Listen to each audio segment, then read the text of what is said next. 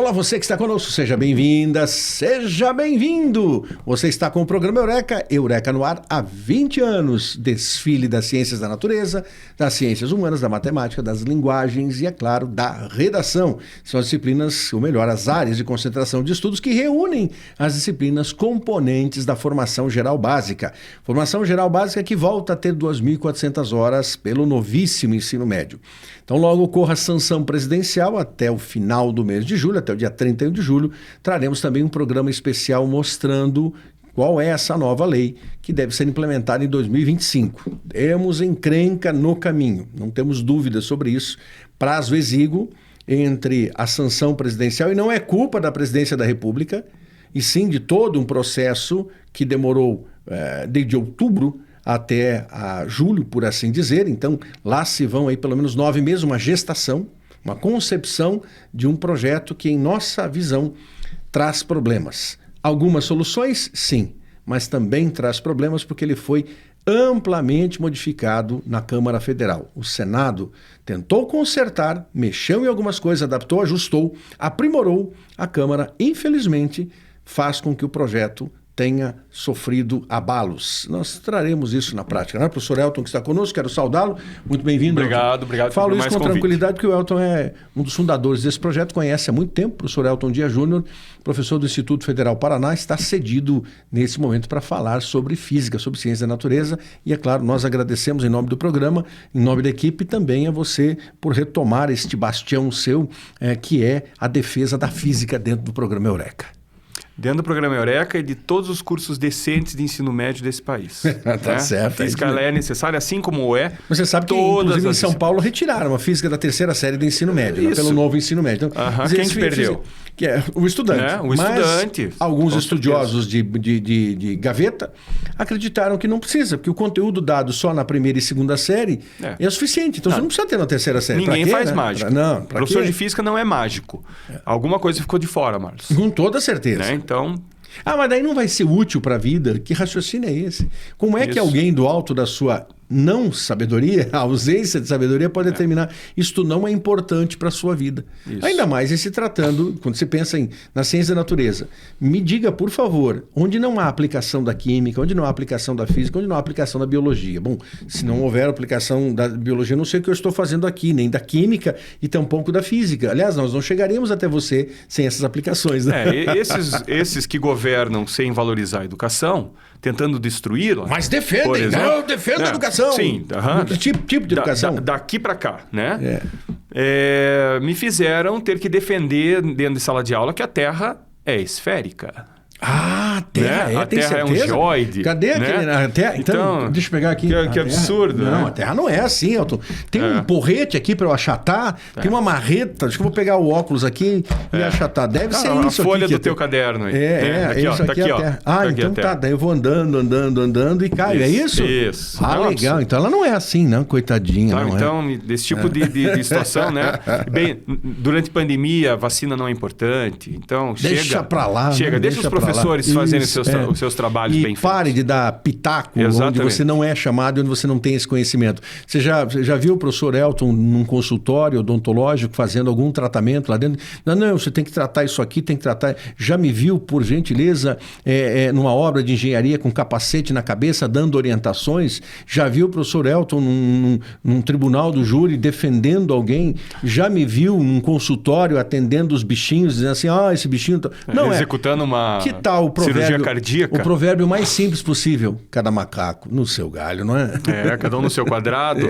Né? Tá certo. Simples, né? Deixa os professores falarem sobre educação. Porque, aliás, tem informação para isso, né? Tem informação. Passaram anos nos bancos escolares. Mas eles foram mal formados. Qual é a sua competência para dizer isso?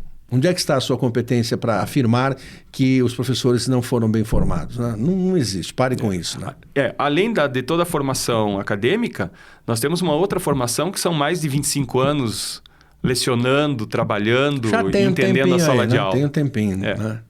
É isso aí. Você está mais cedo ainda. Estou completando 34 anos de magistério. Tá doido. 34 anos desde 1990. Novembro de 90 começou meu périplo e agora em novembro de 2024, 34 anos de exercício da sala de aula. E alguém deve estar dizendo assim, não aprendeu ainda? Não, felizmente. Felizmente, porque o dia em que eu estiver perfeito, aí não vale a pena. Cada dia é um novo dia, porque a educação é maravilhosa por isso, né? Claro. Dá para você dizer que o dia seguinte é igual ao dia anterior? Não. Mesmo que eu dê a mesma aula, mas são outro público. Alunos, eles vêm com situações diferentes, então nunca é um dia igual. Isso. Conta, Elton, conta para nós. O que você tem aí de brinquedo? A brincadeira hoje, Marlos, é justamente ajudar os nossos queridos... Tira a esfera. A esferinha pode ir embora. Ajudar aqueles que vão fazer Enem, né, resolvendo algumas questõezinhas do Enem hoje. Beleza. Enem do ano passado, questões do Enem de 2023. Beleza. Fresquíssimas. Fresquíssimas, né? E espero que ajude vocês que estão, né, nessa seara, né, com essa preocupação de vou fazer Enem, vou fazer vestibulares. E a gente começa com uma questãozinha de eletricidade, que muito provavelmente foi retirada, né, dessas turmas de São Paulo que não tiveram terceiro ano com física. Né? Então, eu imagino que eles possam ter sacrificado a parte de eletricidade. Né? Então, vamos lá para a questãozinha? Tá ali. Tem Pode colocar, Edu, para nós, por favor? Olha lá. Isso. Então, olha lá. Questão 98 da prova amarela, questãozinha do Enem do ano passado. A questão diz assim: o circuito com 3 lâmpadas incandescentes idênticas. Incandescentes tem aquele filamento que fica bem quente. Essas lâmpadas atingem 3.000 e poucos graus Celsius. Por isso você não deve trocá-la com ela quente, você sabe. Espera esfriar o bulbo de vidro ali, né? Então não são essas lâmpadas que nós temos aqui, por exemplo, iluminando, que são as lâmpadas halógenas e tal, né? Com gás é bem diferente, luz, né? Representado na figura. Então essa figura já vai aparecer. Consiste em uma associação mista de resistores. Então toda lâmpada incandescente pode ser entendida como um resistor. Não um resistor ômico, e sim um resistor não ômico. Né? Explica, professora. O que é ser ômico? É obedecer à primeira lei de Ohm. U é igual a R vezes I. Né? O nosso estudante tem que saber isso. O gráfico da tensão pela corrente é uma linha reta. E no caso das lâmpadas incandescentes, esse gráfico de tensão por corrente não é uma linha reta, é uma curva dependendo das características dessa resistência. Se ela vai aumentando a tensão com a corrente ou ao contrário. Né? Então, é isso que decide o formato da curva. Não é disso que essa questão está tratando, mas só para chamar a atenção de que uma lâmpada é um resistor não ômico. Cada lâmpada L1, L2 e L3 é associada em paralelo a um resistor de resistência R maiúsculo, formando um conjunto. Esses conjuntos são associados em série, tendo todas as lâmpadas o mesmo brilho quando ligadas à fonte de energia. Após vários dias em uso, apenas a lâmpada L2 queima, enquanto as demais permanecem acesas. Então, a lâmpada L2, que vai aparecer na figura daqui a pouco, ela funcionou, mas queimou. Queimou antes das outras. Queimou antes das outras. Próximo slide, por favor, Edu. Coloca para nós, por gentileza. Já surge ali o próximo slide. Isso. Aí. Então, está aí a figurinha mencionada, né, no texto. Então, a fonte de energia é uma pilha, uma fonte de tensão elétrica. Entre o polo positivo e o negativo existe uma diferença de potencial, representado pela letra U na primeira lei de Ohm, que diz que U é igual a R vezes I. Essa pilha seria de 1,5 volt, né? Eu imagino que aqui, se a gente fosse montar de verdade isso, precisaria um pouquinho mais. A gente consegue ver ali uma lâmpada L1 e ela não está sozinha. Ela está ligada junto de um resistor. Reparem que o resistor Rzão e a lâmpada L1 estão ligadas nos mesmos pontos. Então, isso caracteriza uma ligação em paralelo. Ou seja, a tensão elétrica é a mesma, tanto na lâmpada L1 como na resistência Rzona, que está com ela ali em cima. Depois, continuando, a gente vê que existe um fiozinho que liga esse conjunto L1R a um novo conjunto L2R. L2 e Rzão também estão associados em paralelo, porque estão ligados nos mesmos pontos. Se a gente sair da estrutura L2R, a gente vai encontrar a estrutura L3R. Também uma lâmpada e um resistor ligados nos mesmos pontos, logo estão associados em paralelo. Então, ele fala isso no texto. A gente tem 3 conjuntinhos de uma lâmpada e um resistor ligados em paralelo. E eles, por sua vez, ligados em série. Né? Então, é isso que eu gostaria de tratar Enfatizar. aqui. Né? O que é sério, o que é paralelo. Né? Então, a gente já faz isso. Vamos só ver o que ele quer nessa questão. Isso. Próximo slide. Isso, belezinha. Em relação à situação em que todas as lâmpadas funcionam, após a queima de L2, os brilhos das lâmpadas serão. Aí ele se refere ao brilho das que ficaram acesas. O que vai acontecer com o brilho da L1 e com o brilho da L3? Vão ser os mesmos, diz a letra A, mais intensos, diz a letra B, C, menos intensos, D, menos intensos para L1 e mesmo para L3, e mais intenso para L1 e menos intenso para L3. O que será que vai acontecer? Né? Então vamos para o próximo slide.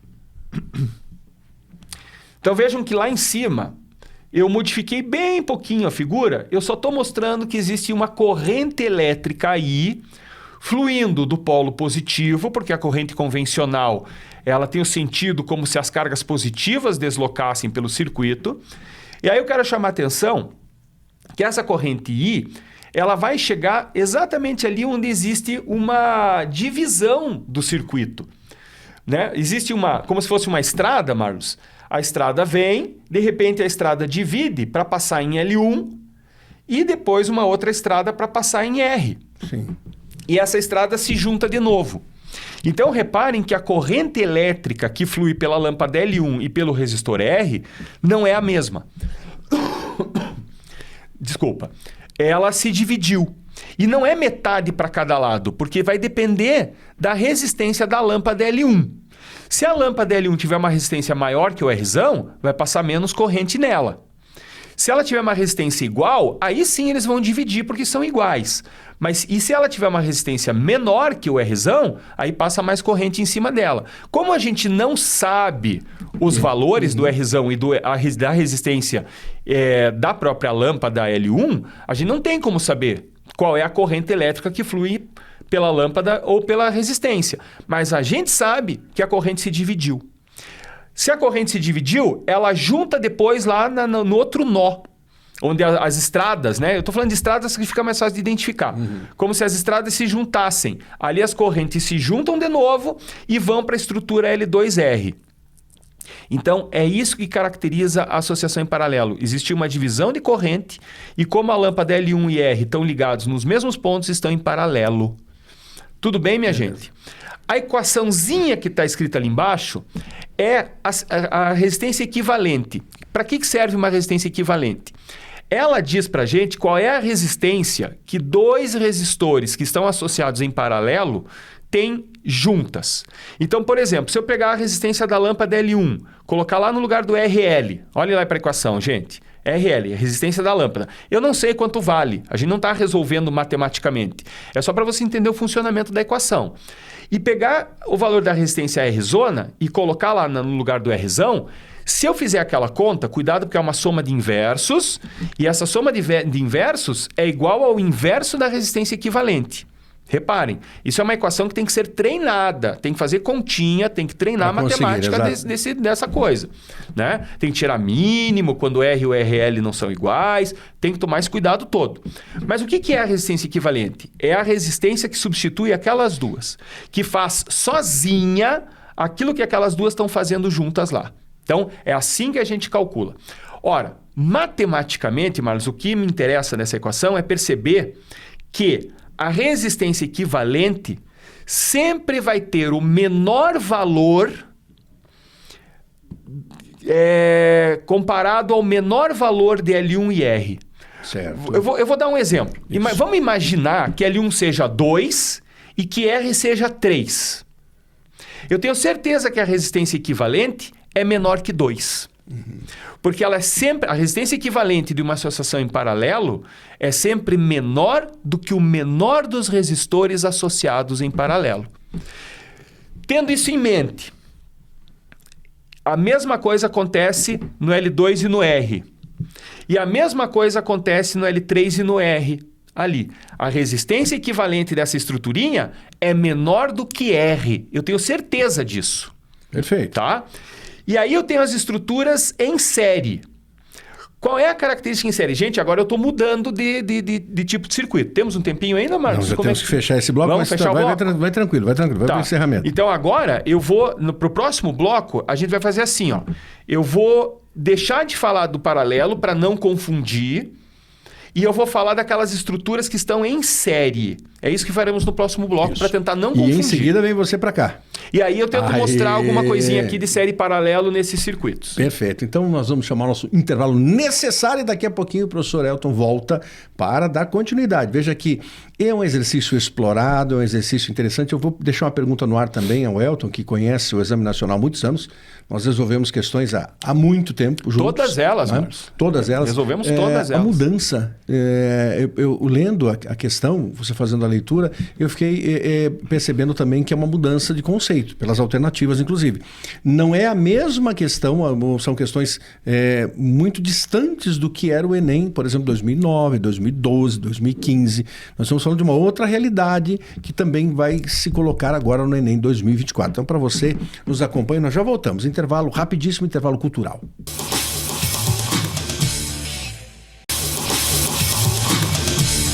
Programa Eureka no ar, animadíssimo, hein, professor Elton? Já começando o intervalinho, foi rápido, né? Você viu, está conosco novamente. Entre em contato conosco, dê uma chegadinha no canal do YouTube Instituto Educacional Eureka. Inscreva-se, nos conceda o seu like e, é claro, ative a sineta para os novos programas. Professor Elton, em sintonia, explicando esta boa questão. Vamos retomar então, Elton. Manda, por favor. Lá. Então, nós estamos vendo aquelas estruturas em paralelo. Podemos voltar lá na figurinha? Podemos voltar. Joia. Justo. Olha lá, ó. L1R, L2R, L3R são partezinhas do circuito que estão associados em paralelo. Falamos tudo sobre isso no bloco passado.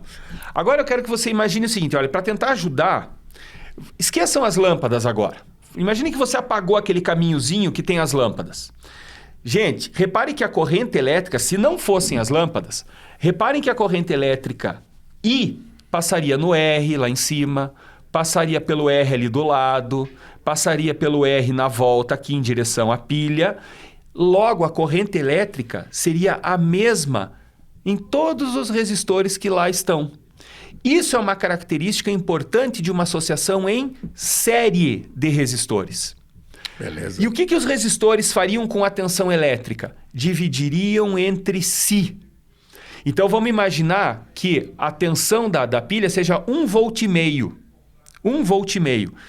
Como esses resistores são todos iguais, e só porque eles são iguais, 0,5 volt para cada um. 0,5 volt para cada um. Elton, e se eles não fossem iguais? O maior resistor, o resistor de maior valor, lembre que a unidade de resistência elétrica é o ohm, o que tiver o maior número em ohm, vai ficar com a maior diferença de potencial. É aquela história. O mais teimoso vai ficar com a maior diferença de potencial para engolir aquela corrente que precisa passar por ele. O mais teimoso prevalece. Né? O resistente. O mais resistente é aquele que vai receber a maior diferença de potencial. Maravilha, maravilha. Tá? Uma chinelada mais forte para a corrente elétrica passar por ele.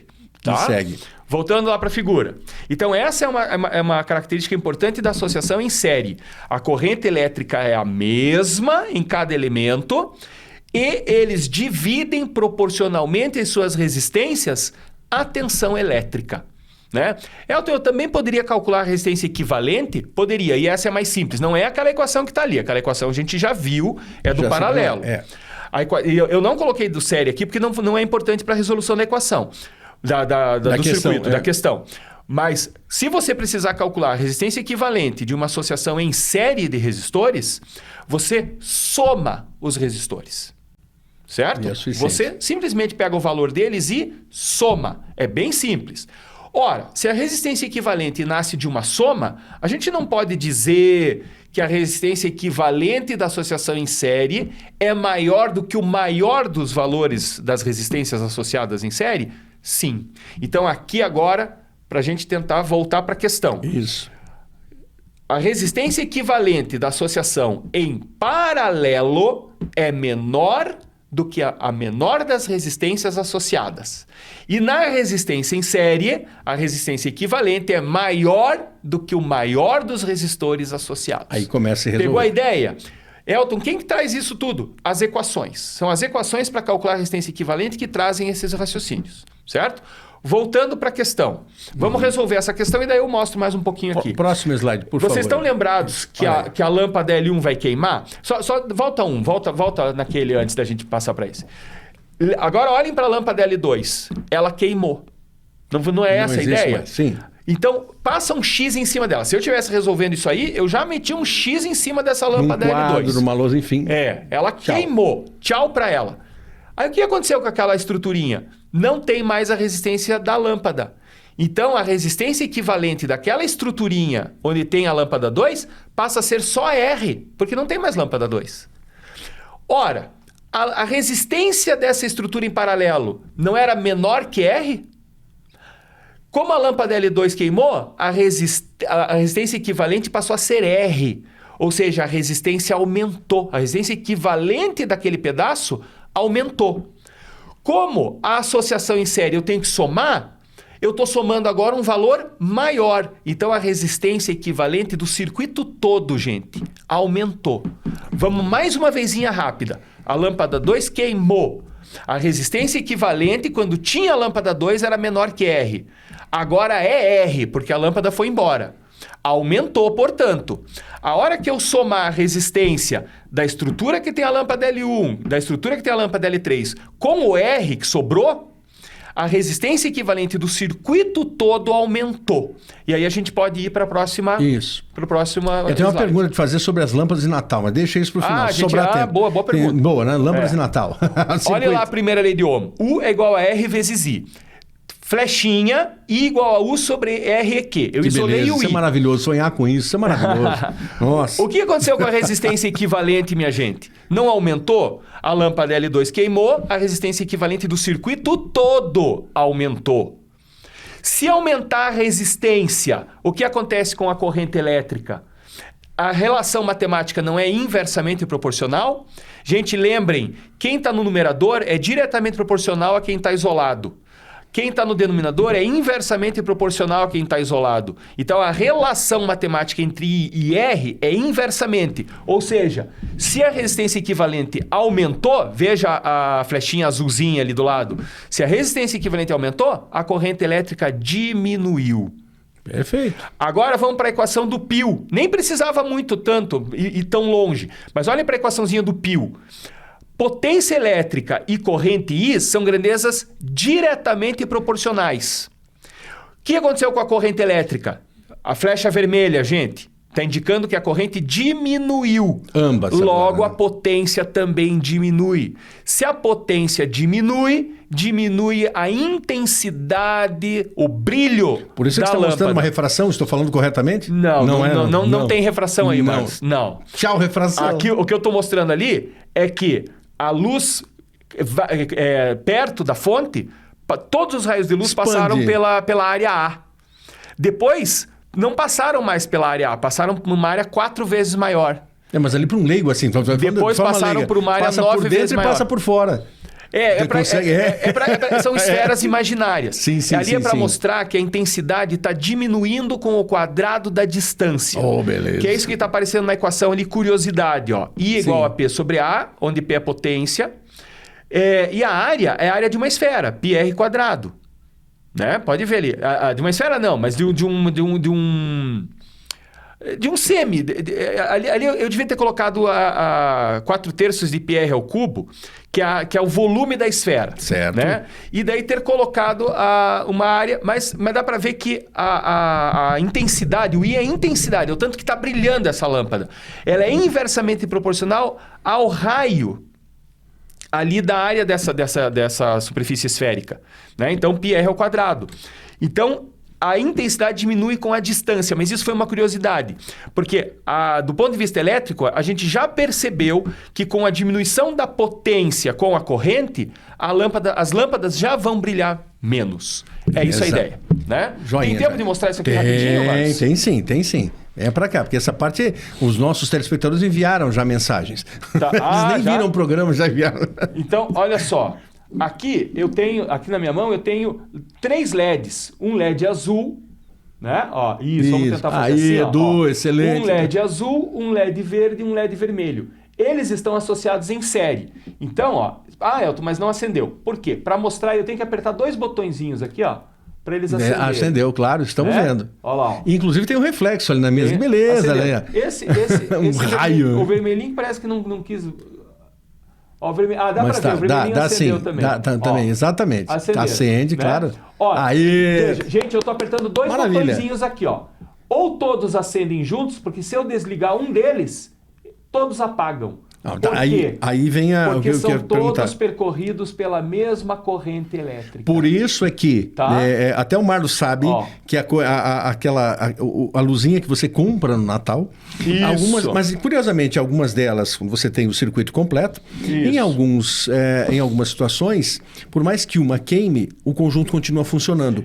Em outras, queimou uma, já era. Por isso que vem uma substituição, inclusive, que você pode tentar substituir. Mas ali os filamentos são muito pequeninos, você quebra e você perdeu o jogo todo, né? Tem que ter habilidade para trocar. Às vezes consegue. Você não resolveu a questão, só dá a resposta ali pro nosso... sim. Isso. Volta, Edu. Né? Isso. Volta, Edu, por favor. Só para alternativa. Isso, olha aí. Menos intensas, eu só falei, né? E aqui, ó, se temos um tempinho... Temos, está fechando o programa de hoje. Ó, aqui... eu tenho uma associação em paralelo. Reparem Agora ficou melhor, hein? Reparem que todas as lâmpadas acenderam. É porque elas não dividiram a tensão entre elas. Aqui elas brilharam menos porque elas pegaram a tensão das pilhas que estão aqui, ó, e dividiram entre elas. Aqui não, aqui olha tá que a tensão beleza, hein? Inteira. Excelente, Edu, excelente. Né? Só que aí, olha que tem uma diferença. Eu posso desligar uma das lâmpadas. É isso que eu falei. E as demais permanecem acesas, ó. Pode ver, ó. Aqui, na dúvida, compre luzes de Natal que sejam assim, né? Eu vou acender de novo a amarela, ó lá, viu? Então, é esse tipo de associação em paralela que nós temos nas nossas casas. Porque eu quero muito bem conseguir apagar a luz da sala e eu não quero que a luz da cozinha e do quarto apaguem. Isso não tem sentido. Então, eu posso ir lá, apagar a luz amarela que está na sala... mas a luz do quarto e a luz da cozinha continua... Opa, falei cozinha aqui, né? Então, aqui a luz da sala... Do banheiro. Banheiro e cozinha ficaram acesos. Beleza? Isso aí. Certíssimo. Tranquilo, gente? Então, a associação A dica paralelo. é eletricidade, né, professor Elton, como quentíssima para o Enem 2024. Sempre. Eletricidade é sempre um assunto importantíssimo para o Enem. E você viu a aplicabilidade? Porque eu sempre me recorro a isso, porque como eu gosto de luzes de Natal... todos os anos, não importa o ano, eu me bato com essa questão. Porque ora eu tenho um circuito que queima em alguma coisa, passou um ano e tudo mais, ou alguém bateu numa caixinha e pronto. Ali, até achar a lâmpada tentar substituí-la, não dá certo. Né? E eu vou te entregar. O Marlos é pão duro, gente, é pão duro. Em vez de ir lá comprar uma nova, não. Claro, ele vai tentar ele quer pegar 20 velhas e montar uma. Eu uso algumas desde 1990. Professor Elton, muito obrigado pela companhia. Excelente. Você que está conosco, acompanha o programa Eureka diariamente, em rádio e em TV. Há 20 anos em favor da educação brasileira. Professor Elton Dias Júnior, cedido especialmente pelo Instituto Federal Paraná, quem agradecemos. Muito obrigado, IFPR. Grande abraço.